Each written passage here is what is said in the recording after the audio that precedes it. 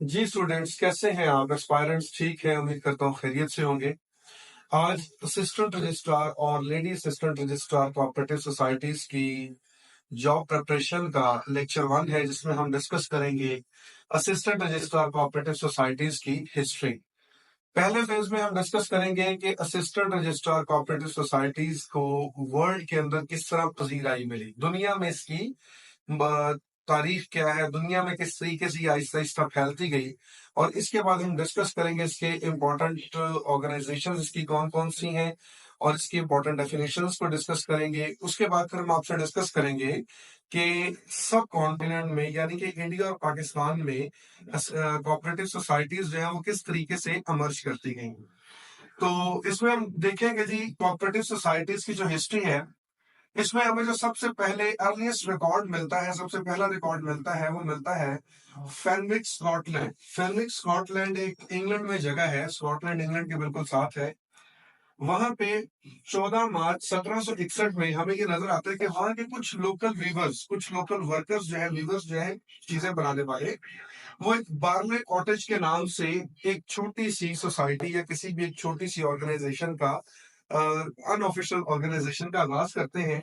वो मिलके चीजों को बेचना शुरू करते हैं और उसका नाम रखते हैं। जिस एक शख्स के कमरे में उन्होंने सोसाइटी का आगाज किया, उस शख्स का नाम है जॉन वॉकर्स। ठीक है, जॉन वॉकर्स का वो रूम होता है जहां से ये इस सोसाइटी का आगाज करते हैं। और जॉन वॉकर्स की इस सोसाइटी का जो नाम है वो रखा जाता है फैनविक वीवर्स सोसाइटी।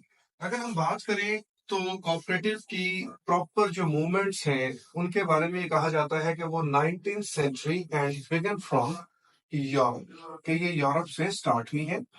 अगर इसके प्रिकर्सर में देखें यानी कि इससे पहले देखें तो 19वीं सदी में यानी कि 1800 से 1801 से लेके 1900 तक हमें करीब करीब 1844 1844 ईस्वी के करीब हमें ये नजर आता है कि रॉचडेल जो एक इंग्लैंड का ही इलाका है, उसमें 28 आर्टिसंस यानी कि 28 जो उस वक्त के स्किल्ड वर्कर्स हैं, वो क्या करते हैं, कॉटन मिल में काम करने वाले जो रोचडेल के मुलाजमीन हैं, वो सबसे पहले एक इस्टेब्लिश करते हैं मॉडर्न कोऑपरेटिव सोसाइटी। ठीक है, ये लोग जो मॉडर्न कोऑपरेटिव सोसाइटी की बुनियाद रखते हैं, वो उसका नाम कंसिडर किया जाता है द रॉचडेल पायनियर्स सोसाइटी।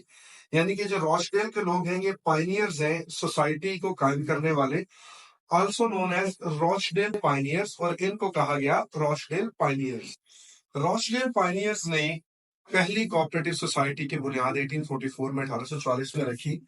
तो इनको कहा गया Rochdale pioneers, regarded as the prototype of the modern cooperative societies founders and the cooperative movements. यानी कि इन लोगों को कहा गया कि रॉचडेल पायनियर्स वो 28 आर्टिसंस वो लोग हैं जो कोऑपरेटिव सोसाइटी के और कोऑपरेटिव मूवमेंट के प्रोटोटाइप हैं। प्रोटोटाइप हम कहते हैं उन लोगों को, the first design of something, जो किसी भी चीज का पहला डिजाइन जो है वो पेश करते हैं। तो they are called the Rochdale pioneers, considered as the prototype of the modern cooperative society and founders of the cooperative movement. ये स्टूडेंट्स, अब बात यहाँ पे ये है, क्वेश्चन रेज होता है कि व्हाई रॉचडेल पायनियर्स एस्टैब्लिश, कि ये रॉचडेल पायनियर्स यानी रॉचडेल के ही उन इलाके के लोगों को या वो कॉटन फैक्ट्री के लोगों को ही आइडिया क्यों आया, या उन्होंने ये क्यों महसूस किया कि हमें एक ऐसी सोसाइटी बनानी चाहिए जिसमें हम सब लोगों का इज्तमाई फायदा हो, कॉमन बेनिफिट हो।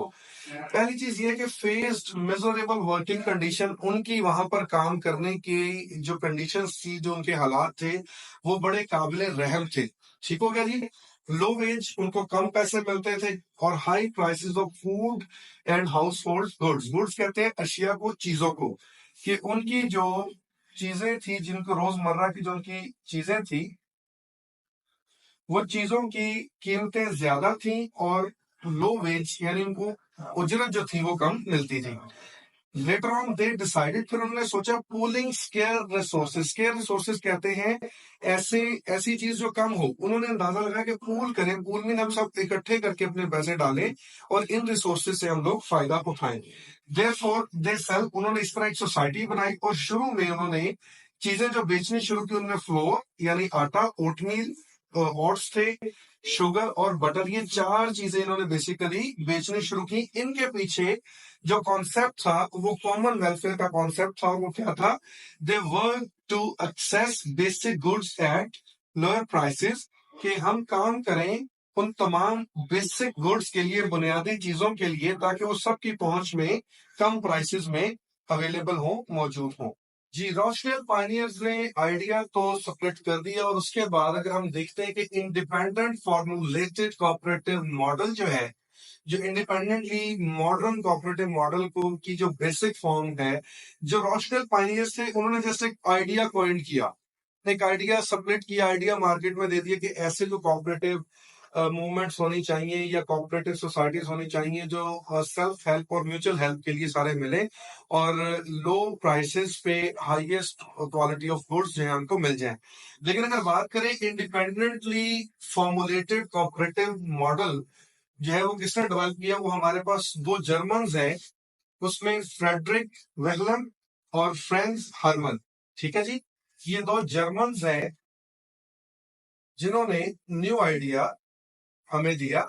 और ये आइडिया इन्होंने ओरिजिनली कहां से फाउंड किया, कि जो क्रेडिट यूनियन उस जमाने में यूरोप में बनी हुई थी, कि क्या करते थे, चंद लोग मिलकर अपना पैसा डालते थे और लोगों को कर्जा देके, और बाद में उनसे जो थे वो लोअर रेट ऑफ इंटरेस्ट पे वापस ले लेते थे। जिस तरह उनके पैसे जो थे वो बढ़ते गए, वहां से इन्होंने अंदाजा लगाया कि क्रेडिट यूनियंस जिस तरह 1862 में बनी थी, उसको देखते हुए हम अगर इंडिपेंडेंटली फॉर्मुलेटेड कोऑपरेटिव मॉडल्स बना लें तो कैसा रहेगा। उसी मॉडल्स को आगे देखते हुए हम रॉबर्ट ओवन की बात करेंगे, दूसरे लोगों की बात करेंगे।